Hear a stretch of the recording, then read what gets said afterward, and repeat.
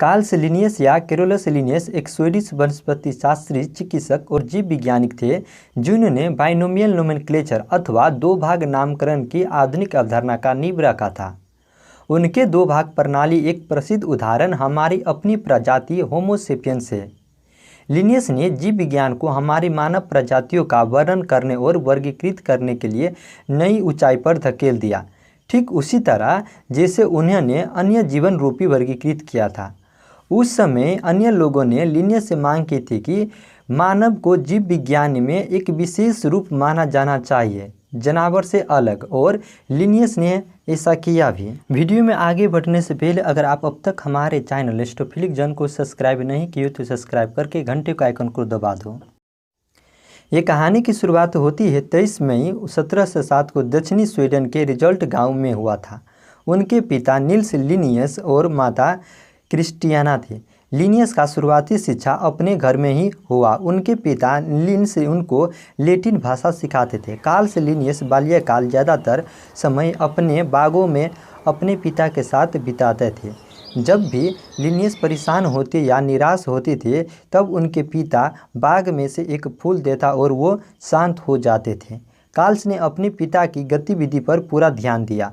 उन्होंने जल्द ही अपने पिता को पौधों और वनस्पति विज्ञान के प्यार को उठाया। उनके बाद उन्होंने बाग में अपने पौधों को उगाना शुरू किया और उनके पिता निल्स को लगने लगा कि लिनियस एक बहुत प्रभावशाली है और उनको और प्रभावशाली बनाने के लिए उनके पिता एक ट्यूटर को रखा।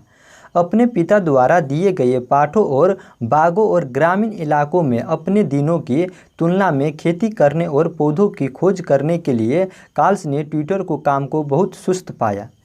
कार्ल 10 साल की उम्र में स्कूल शुरू किया था और वो स्कूल में एक सामान्य छात्र रहा, लेकिन उसने अपने निजी वनस्पति अध्ययन पर कड़ी मेहनत जारी रखी। उसकी माध्यमिक शिक्षा के अंत तक उन्होंने शिक्षक ने राय बना ली थी कि विश्वविद्यालय जाने के लिए पर्याप्त उज्ज्वल नहीं है। वनस्पति विज्ञान के बारे में उनकी गहन रुचि को नज़रअंदाज कर दिया गया था। उनके शिक्षक को लगा कि वनस्पति एक उचित विषय नहीं है। उनके शिक्षक ने अपने छात्रों से यूनानी, हेब्रू, गणित, धर्मशास्त्र और निपुण होने की अपेक्षा की, लेकिन कार्ल ने इन विषयों में जरा भी रुचि नहीं थी। सौभाग्य से उनके स्कूल में शिक्षक में से एक, जिनका नाम जॉन रेथमैन था, एक चिकित्सक भी थे, ने लिनियस को प्रतिभा को पहचान लिया और अपने पिता को सलाह दी कि कार्ल चिकित्सा और क्षेत्र में अपनाने के लिए करियर बनाना चाहिए। कार्ल रेथमैन के साथ रहने लगे, जहां रेथमैन ने उन्हें शारीरिक रचना विज्ञान और शारीरिक विज्ञान के साथ साथ वनस्पति विज्ञान में औपचारिक पाठ दिया। 21 वर्ष की आयु तक वो विश्वविद्यालय जाने के लिए तैयार था। उन्होंने अपना नाम कैरोलस लिनियस का लैटिन का उपयोग कर लुंड विश्वविद्यालय में दाखिला लिया। लुंड विश्वविद्यालय में सिर्फ 1 साल के बाद लिनियस ने उपसला विश्वविद्यालय में प्रवेश किया, क्योंकि रेथमैन ने उन्हें कहा और उपसला में वनस्पति विज्ञान में पाठ्यक्रम बेहतर है। 1 वर्ष के लिए उपसला अध्ययन के बाद लिनियस ने पौधों में प्रजनन पर अपना कुछ विचार और टिप्पणी को लिखा, पर इस बात पर खास कर किसी का ध्यान नहीं पड़ा। सिर्फ एक शख्स को छोड़कर, वो थे उपसला के मेडिकल प्रोफेसर ओलेफ रुडबेग ने पढ़ा कि लिनियस ने क्या लिखा था। उपसला में इनका समय आर्थिक तंगी से गुजरा जब तक वो एक प्रसिद्ध वैज्ञानिक ओलेफ सेल्सियस से नहीं मिले थे।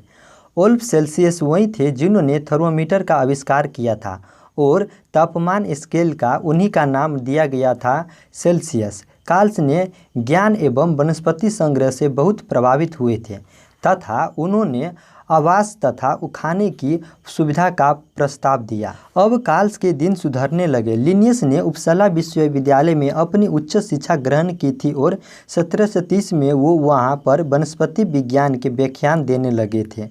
उन्होंने 1735 से लेकर 1738 के बीच विदेशी भ्रमण किया, जहां उन्होंने आगे की पढ़ाई जारी रखी। साथ ही साथ इनकी पुस्तक सिस्टीमा नेचुरी का पहला संस्करण 1735 में नीदरलैंड में प्रकाशित हुआ। सिस्टीमा नेचुरी दशक संस्करण तक पहुँचते पहुँचते 4400 से अधिक जंतुओं की प्रजातियों एवं 7700 से अधिक पौधों की प्रजातियों का वर्गीकृत किया गया था। उनके बाद ये वापस स्वीडन चले आए और उपसाला विश्वविद्यालय में वनस्पति विज्ञान के प्रोफेसर बन गए। अपनी मृत्यु सन 1778 के समय लिनियस उस समय यूरोप के सबसे प्रभावशाली और प्रख्यात व्यक्ति थे।